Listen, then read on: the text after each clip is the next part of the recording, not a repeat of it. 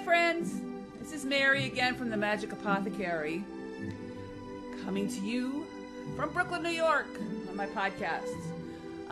Here today to talk to you about love and romance and sex. Not to talk to you about those things, but to talk to you about how to make them happen in a better way for you in your life in many, many ways. In these podcasts, I try to combine medicinal herbal work, as well as aromatherapy, as well as magical, meditative, and traditional work on these processes. Last time I spoke to you guys, I spoke to you about echinacea, and I chose to do that because we were in the middle of the winter and the change of season before Ostara. So also now we're on our way to Beltane within a few days. It's Beltane, and I'm actually talking to you today on a full moon in Scorpio with an eclipse on purpose, so I can get this right. I know that the energies from that moon is going to make this right for us all. So I thought I'd start telling you who I am. I'm Mary Elizabeth Macari. I run the Magic Apothecary. It's a one-of-a-kind, create for yourself through me, magical items from every form you can imagine, from incenses to oil blends to candles to spell kits, baths, incense, all natural, all organic, all sustainable, all wonderfully artisanal, chunky, funky, and real. So if you're interested in that work, you can check me out at themagicapothecary.com. It's www.magic, MAGIC, themagicapothecary.com. Or you can give me a call at 347-492-0534, or you can write me an email at themagicalapothecary@gmail.com. I'll spell that. It's the magical, MAGICALAPOTHECARY.com. So there's all that. So it's almost Beltane, and today we have a full moon in Scorpio. Now, it doesn't matter really which full moon you're working on. It doesn't really matter if it's in Scorpio. It doesn't really matter if the moon is dark. Love magic can happen anytime. What I'm going to start with today is not so much love magic, although this will be a series of talks on love magic, aphrodisia, and things of that nature. What I'm going to start with today, though, is a little bit of medicinal herbal work. I feel like it's important to talk about because it's not as well known in the pagan community, maybe. Herbs in their medicinal format. And as witches and pagans, it's important that we understand that the goddess has provided for us tons of ways to heal ourselves, prevent illness, and to get healthy, through her own bounty and gifts of the earth. Not saying that we need to substitute allopathic or traditional medicines. Hospitals, good doctors, all good place. There's a place for everything in medicine. However, there are ways to also help yourself medicinally, and in this case, we're talking about aphrodisiacs. Now, certainly, it's a well-known fact that there is really nothing that can be called a total aphrodisiac. I'm sure people have heard stories about oysters or different kinds of roots adding to potency for men or women, but really, a lot of the things that I'm going to mention today are not things to stimulate the genitals or the sexual drive or response, but more about adding some energy to the body systems that help us to feel sexual. Okay, so I say to you very clearly before you start anything that is medicinal, whether it be herbal or aromatherapy or massage or anything that might have something medicinal in it. Before you put anything into or onto your body, check with your doctor if you are on any medication. Be very cautious if you have any sort of allergies to anything herbal or flower or whatever. So these things I will mention as I go along and let you know when to be careful. So aphrodisiac, what does that mean? Aphrodite, right? The goddess of love. The goddess of love and beauty and sex. Well, these things are supposed to bring in the energy of Aphrodite, aphrodisia. And these things will work, many of them, for one sex or the other, sometimes, and sometimes for both. So we'll start with one that really is good for everybody, and not everybody, but can be used by both sexes to increase the body energy, and that is ginseng. there are different types of ginseng. There's American ginseng, there's Siberian ginseng, and then there's Asian ginseng. All of them help to add qi, help to add energy into the body in many different ways, in many different forms. However, it's one of those things that revitalize and give you a little strength. You know, it's sort of like a healthy Red Bull. So that could be something you might want to start with if you feel like your libido is a little lagging, especially at this time of the year when things have just changed over to the growing season. People are a little tired, a little overwhelmed.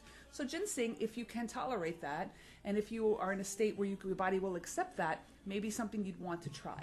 I would prefer if you think about it in its natural form and get some root. You can buy those things online. Make sure that they are authentic.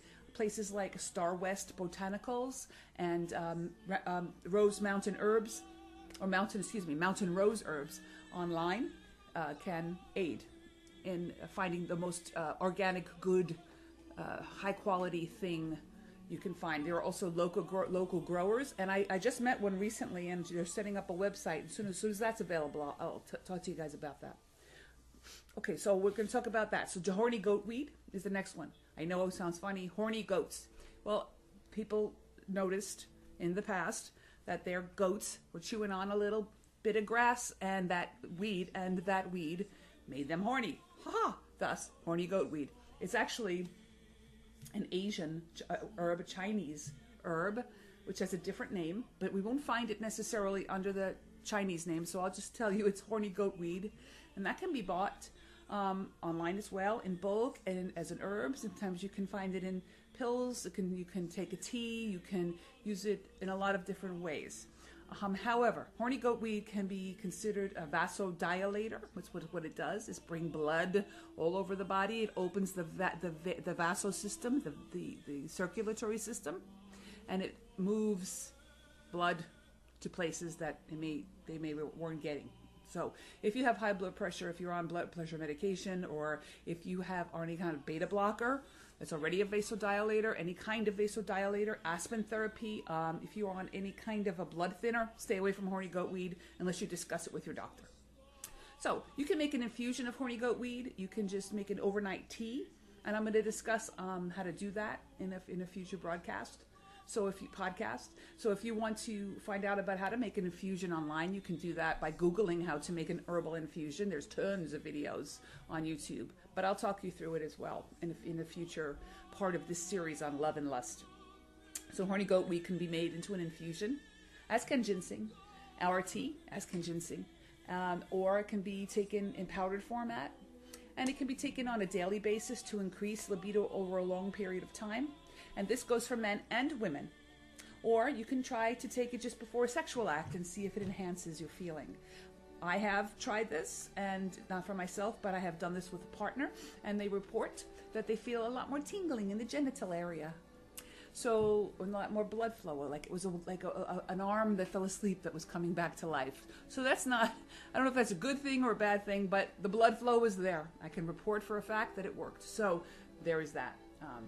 Also, remember, with all aphrodisiacs, or things that are called aphrodisiacs, it's really the mind that adds to the sexual act more than anything else. So relaxing and being comfortable with your partner in a relaxed and romantic, if you need that atmosphere, is one of your best bets.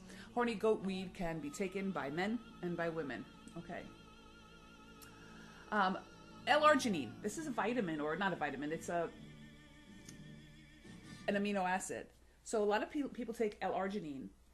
It also helps to vasodilate. It helps to give strength to the body. You can look that up. L-arginine, A-R-G-I-N-I-N-E.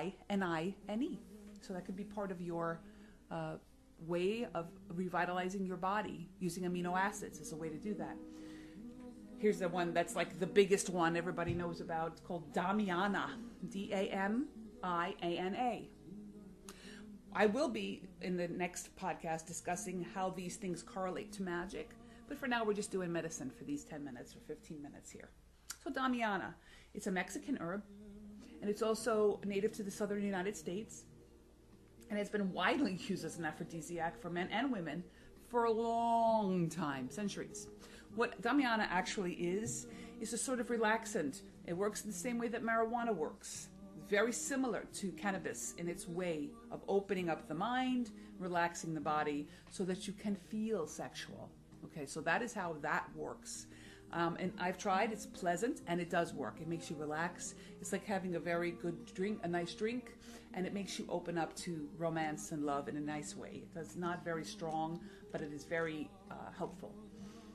There are other types of Chinese herbs, and if you're interested in those, I suggest you start to research that online or find a great Chinese herbalist. In New York City, of course, we're blessed in that we have 2 Chinatowns. We have one in the Lower East Side in Manhattan, and we have one in Brooklyn on 8th Avenue. So there are plenty of places. If you do speak Chinese or you have a friend who does, you can go and check out herbal shops, or you can find out information about Chinese herbs through your acupuncturist, your massage therapists, and many other health practitioners, including herbalists. If you're interested in information on those things, give me a call and I will try to point you in the right direction as far as Chinese herbs. I am not an expert in Chinese herbs, but I can help you find people that are. Okay, so also there's something called maca. Ancient Incan warriors took maca before going off to battle to make them physically strong. They were prohibited by taking it to protect women from the heightened libidos, you see. So supposedly maca was taken by these warriors, but they didn't fight because they were too horny to do it. So maybe maca, it works. I have not tried maca, M-A-C-A. If anyone out there has or will or does, please let me know how it works. I'd like to know how strong a libido can get so that men were prohibited from taking it. That's pretty interesting. So those are some ideas. Also, some ideas are, if for aphrodisiacs, are famous foods like oysters and things along those lines. Take a look online on a Google search and look up aphrodisiacs and see if you can't find something that's natural, herbal, even food based that you can actually use. Excuse me. And if you do, give me a call. If it's something different and something I haven't discussed here, get back to me. I'm going to throw a few more things out at you that may help. There's something called ashwagandha. It's ASHWAGANDHA. That's an herb, and that's also used to fortify the body. It gives strength to the chi, to the center of the body, to the jing, center of the body, giving power and passion to the body in general, waking up the body and giving it more strength. So anything that does that will give you a stronger libido. If you're weak or not feeling well or overwhelmed with stress, and your adrenal glands are really stressed to the maximum, you're not going to respond the same way sexually as you would if you were strengthened. Remember how that feels when you're young and full of vitality, how the spring would make your, quote, sap flow. Anyway, also, you can add things to your diet like garlic, ginger. You can use things like ginkgo biloba, which is well-known medication people take for the mind, for the memory, for opening up the blood vessels of the brain. Well, it opens up the blood vessels of the rest of the body as well. So that's just some of them. I'm going to add more of them on as we go, and I don't want to give too many in one podcast. So that's some ideas for aphrodisiacs. Next podcast, I'll talk to you about a few more of these medicinal ideas, and then I will talk to you a little bit about how they correlate to magic. Then we're going to talk about how to create products for yourself, how to make an oil, a massage oil that's edible, sexy, and full of aphrodisiacs and magical seduction herbs, how to call up Aphrodite and Adonis and bring them into your bedroom, how to make yourself more beautiful on the outside and the inside. I am also a cosmetologist, and I'm an aromatherapist, I'm an herbalist, and I'm a witch. So I have all this great information to pass on to you guys. I hope you enjoyed this podcast. In the background, you're listening to Andrea Bocelli, his beautiful album called Romanza, which I recommend if you want a really great romantic feeling in your home. Light some candles. If you can drink, have a glass of wine. Celebrate this full moon tonight if you're around it, or celebrate Beltane and enjoy your body. Get out in the air, walk, make yourself beautiful, take baths. Put flowers in your bath. Pick fresh flowers that are growing outside and strew those petals into your bath. Create a bath oil with a beautiful organic essential oil. And I will be talking about a wonderful company and a great provider of essential oils in the next couple of podcasts. And so that you can provide these beautiful oils, mix them in your salts, put them in your bath, use them as aromatherapy. light candles dabbed with aromatherapy. Think roses, think jasmine, think neroli. Think about beautiful sweet scents surrounding you. Those are ideas as well. Blessings. May the god and goddess enforce your sex life. May some of these ideas spark some romance and some hot sex. And I'll speak to you soon. Bright blessings. This is Mary Macari, the Magic Apothecary. Speak to you soon. Bye.